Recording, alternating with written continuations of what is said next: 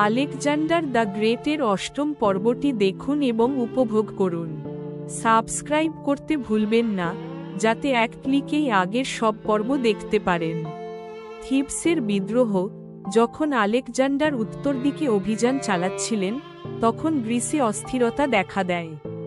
থিবসের এক ব্যস্ত নগর চত্বর, যেখানে নাগরিকরা একত্রিত হয়েছে, অ্যাথেনীয় সমর্থনে উৎসাহিত হয়ে থিবস বিদ্রোহে ফেটে পড়ে। থিবসের নেতারা এক উঁচু মঞ্চে দাঁড়িয়ে জনগণকে অস্ত্র ধারণের আহ্বান জানাচ্ছেন। মেসিডোনীয় শাসন থেকে মুক্তি পেতে চেয়ে পেছনের দৃশ্যে দেখা যায় অ্যাথেনীয় দূতেরা থিবসের সেনাপতিদের সঙ্গে আলোচনা করছে। অন্যান্য গ্রিক নগররাষ্ট্রগুলো দ্বিধায় ছিল, কিন্তু থিবস যুদ্ধ করার সিদ্ধান্ত নেয়। তারা আলেকজান্ডারের শাসনের বিরুদ্ধে বিদ্রোহের পতাকা তোলে। পরিবেশ উত্তেজনাপূর্ণ, দৃঢ়তা ও প্রতিবাদের আবেগে পূর্ণ। আলেকজান্ডারের প্রতিক্রিয়া। থিবসের বিদ্রোহের খবর দ্রুতই আলেকজান্ডারের কাছে পৌঁছায়। পূর্ণ যুদ্ধবর্মে সজ্জিত আলেকজান্ডার বিশাল সেনাবাহিনীকে নেতৃত্ব দিয়ে দক্ষিণমুখে অগ্রসর হন। তার অশ্বারোহী বাহিনী সামনের দিকে ছুটে চলে, তাদের পেছনে ধুলোর ঘূর্ণি উঠছে। কোনো দ্বিধা না করে তিনি বিস্ময়কর গতিতে সেনাবাহিনীকে দক্ষিণে নিয়ে যান। মেসিডোনীয় ফ্যালাঙ্ক্স নিখুঁত বিন্যাসে অগ্রসর হচ্ছে, তাদের ঢাল সূর্যালোকে ঝলমল করছে। তার আগমন দ্বিধাগ্রস্ত গ্রিক নগররাষ্ট্রগুলোর হৃদয়ে ভয় সৃষ্টি করে। দূর থেকে দৃশ্যমান থিবস সুদৃঢ়ভাবে দুর্গবদ্ধ অবস্থায় ছিল, কিন্তু আত্মসমর্পণ করতে অস্বীকার করে যুদ্ধের প্রস্তুতি নিচ্ছিল।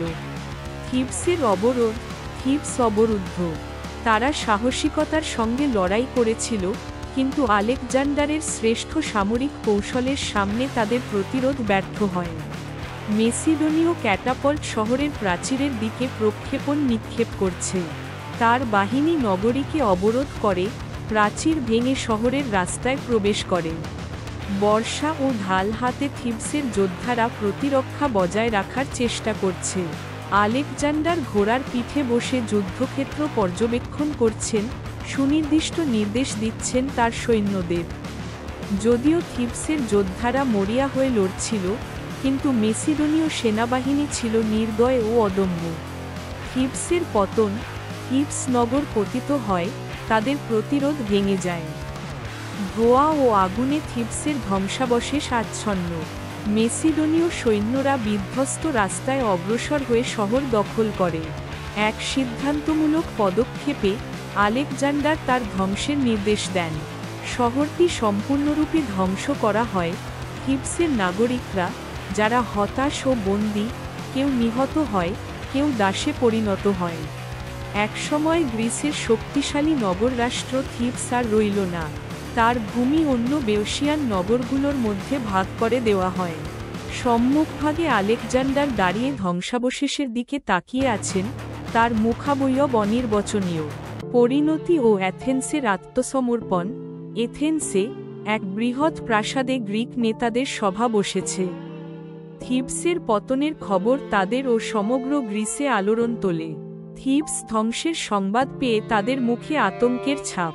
অ্যাথেন্স প্রতিরোধের অর্থহীনতা বুঝে আত্মসমর্পণ বেছে নেয়। এক মেসিডোনীয় দূত তাদের সামনে দাঁড়িয়ে আলেকজান্ডারের শর্তাবলী ঘোষণা করে। সাময়িকভাবে সমগ্র গ্রিস শান্তিতে আসে। এদিকে পেল্লায় আলেকজান্ডার তার শাসন অখণ্ড করতে অ্যান্টিপাটারকে শাসনভার রিজেন্ট হিসেবে নিয়োগ দেন, যিনি গ্রিসের প্রশাসন তত্ত্বাবধান করবেন। তার শাসন এখন নিষ্বিরোধ, এবং আলেকজান্ডার দৃষ্টি ফেরান পূর্ব দিকে, তার মহান এশিয়া অভিযানের প্রস্তুতির জন্য।